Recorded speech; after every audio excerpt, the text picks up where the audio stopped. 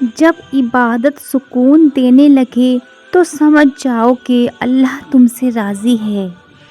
روتا وہ انسان ہے جس نے رشتہ دل سے نبھایا ہو، ورنہ مطلب کا رشتہ رکھنے والوں کی آنکھوں میں نہ تو شرم ہوتی ہے نہ تو پانی۔ جو اندھا بھروسہ تم لوگوں پر کرتے ہو وہ کبھی اللہ پر کر کے دیکھو، یقین کرو وہ نہ کبھی بھروسہ توڑے گا اور نہ ہی تمہیں کبھی ٹوٹنے دے گا۔ جب اللہ ہمیں اس چیز سے آزماتا ہے جس کو کھونے کا ہم سوچ بھی نہیں سکتے، تو پھر صبر کرنے پر اللہ ہماری مدد بھی ان وسیلوں سے کرتا ہے جس کا ہم نے کبھی گمان بھی نہیں کیا ہوتا۔ بس اللہ پر توکل رکھو اور مشکل وقت میں صبر کرو۔ ضروری نہیں کہ زندگی میں وہی کچھ ملے جو ہم چاہتے ہیں، چاہوں سے بڑھ کر بھی ایک اور شے ہوتی ہے اور وہ ہے مقدر، جو بدلتا نہیں بدل دیتا ہے۔ اچھائی کے لیے لازم نہیں کہ لوگوں کے ساتھ اچھا کرو، اچھائی یہ بھی ہے کہ کسی کے ساتھ کچھ برا نہ کرو۔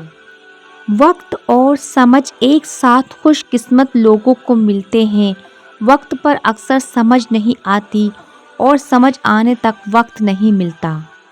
محنت کرو کامیاب ہونے کے لیے نہیں، بلکہ اپنی پہچان بنانے اور ان لوگوں کے لیے جو آپ کو ناکام سمجھتے ہیں۔ انسان کو دنیا کے کام کاج نہیں بلکہ اپنوں کے رویے تھکا دیتے ہیں۔ خود کو اتنا مضبوط کر لیجئے کہ بدلتے ہوئے موسم اور بدلتے ہوئے لوگ آپ پر اپنا اثر نہ چھوڑ سکیں۔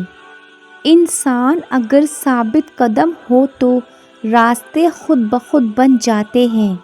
70 ماؤں جتنا پیار کرنے والا رب آزماتا بھی ہے تو بے انتہا نوازنے کے لیے۔ ہر عمل سوچ سمجھ کر کرو، کیونکہ ہر عمل کے اندر اس کا انجام یوں چھپا ہوتا ہے جیسے بیج کے اندر درخت۔ کبھی کسی کو یہ مت کہو کہ تم مجھے یاد رکھنا، اگر تم یاد رکھنے کے قابل ہوئے تو یقیناً یاد رکھے جاؤ گے۔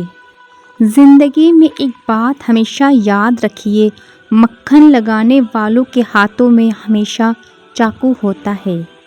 یقین جانو کہ اللہ زیادتی کرنے والوں کو پسند نہیں کرتا۔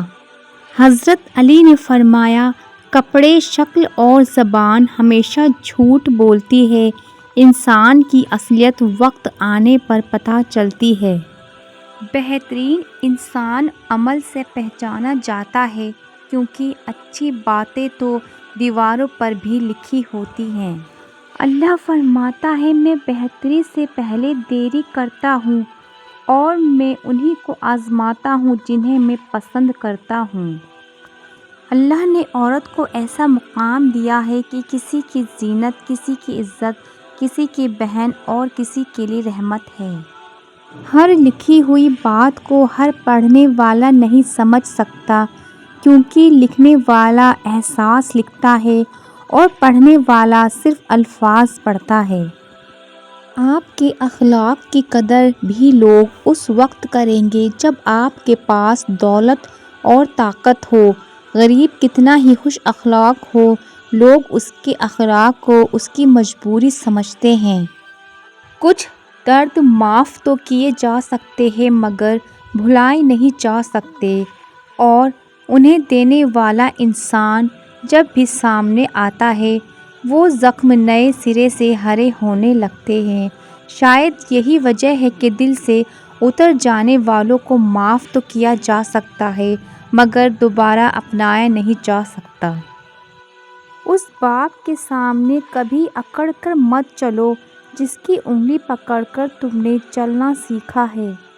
خواہشاتوں کے دریا میں بہتے چلے مت جاؤ، خود کو اصولوں کی لگام ڈالو، کامیاب ہو جاؤ گے۔